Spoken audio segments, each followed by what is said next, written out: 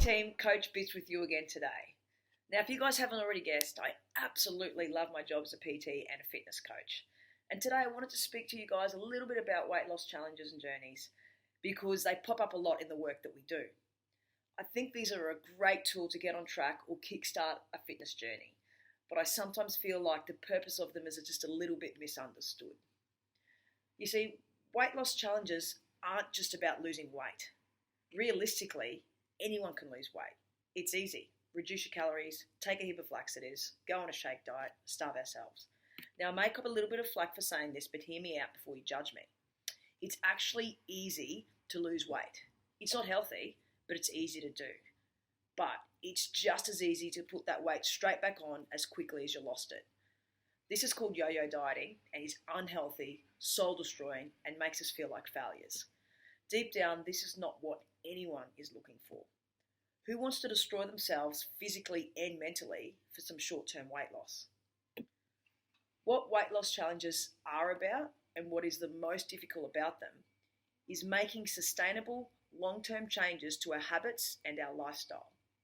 Changes and habits that we can continue long after the challenge is over.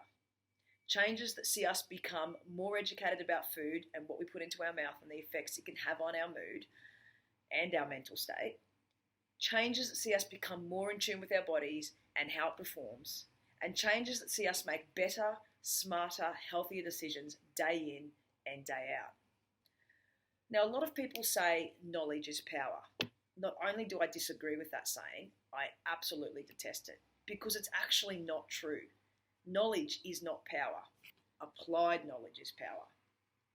Most of us know that eating deep fried fatty foods or foods full of sugar is bad. Knowing that isn't powerful, especially if we don't do anything with that information. Being able to say no and apply what we know about that food and put it into action is powerful. Do you see the difference? Now, I know that controlling our eating can be challenging sometimes. Trust me, I absolutely get it. I'm what you call a real foodie. My favourite thing to do aside from training is eating delicious, beautiful food of all varieties, both healthy and indulgent. I can't even begin to put into words how much pleasure eating food gives me. But I control what I eat, how much I eat, and when I eat. It's difficult, trust me. But in some ways it's easy for me to do as I have a deeper understanding of how food can affect performance, weight, moods, sleep, energy levels, and so on. I also understand that in some small way, I'm a role model to those I train, and so it's important to practice what I preach and not be one of those do as I say and not as I do people. I don't really like those people. That's what poor leaders say. Being a PT and a fitness coach requires me to be at a level where I'm fit, full of energy, and always ready and raring to go. What I put in my mouth can really have either a negative or a positive impact and effect on my ability to do these jobs. And I honestly love my job, so giving you guys anything less than my best is simply not acceptable for me. That's my why, which is something I spoke about in another video. Now, I hear people talk about how hard it is to control themselves when they go to parties or out to a restaurant for dinner.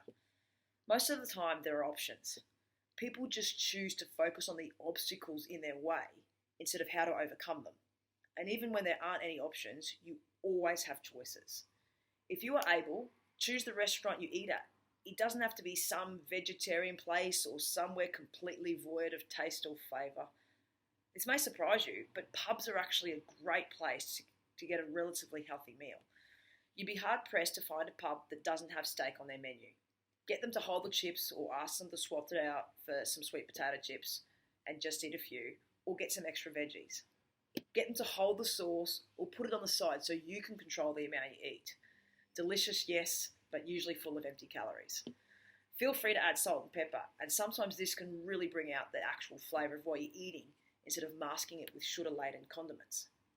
If you aren't into red meat, most pubs will have a chicken breast option or fish, just skip the deep fried kind, or a salad. Quite a lot of other restaurants will also have healthy options. They've switched on to the current trend in society to eat clean. Just look for something that has protein, chicken, lamb, fish, beef, turkey, etc., and some vegetables. Avoid the heavy pastas and pizzas and pies. They might taste nice to some of you, but chances are you'll feel pretty lethargic and pretty blur the next day when it comes to your energy levels. And really, are the feelings of guilt and regret afterwards really worth it? If you can't see anything healthy on the menu, it doesn't hurt to ask the waiter if the chef has any healthy alternatives. Now, eating at a party can also be challenging, but sometimes the key is to prepare. If you know that there will be nothing of substance available, eat before you go. No one is forcing you to eat the Cheerios and the party pies. Eating a healthy dinner before you go means you won't be tempted to pick, and you'll feel better within yourself for taking that healthy option. I know this is not the most social thing to do, but you can also bring some prepared snacks to get you through.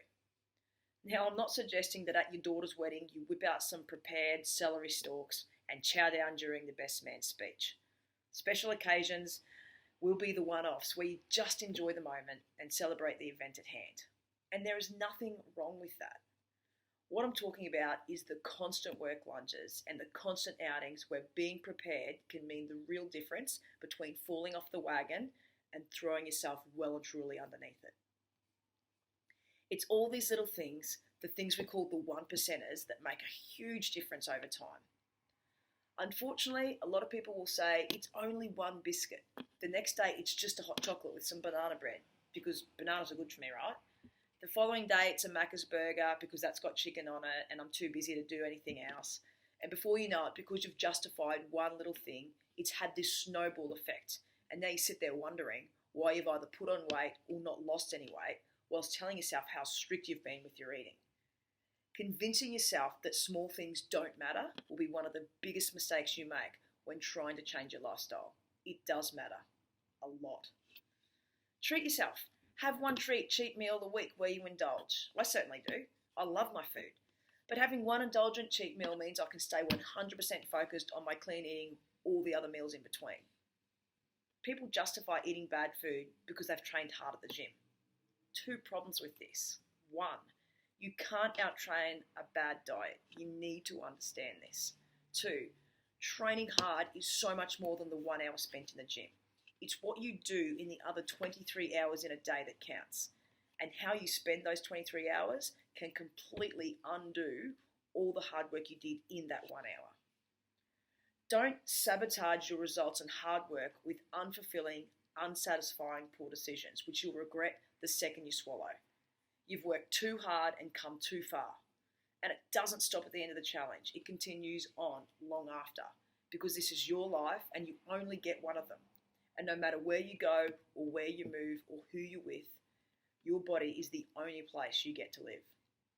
This is Bits. Hope you enjoyed that little segment today. Take care of yourself, be good, and if you can't be good at it.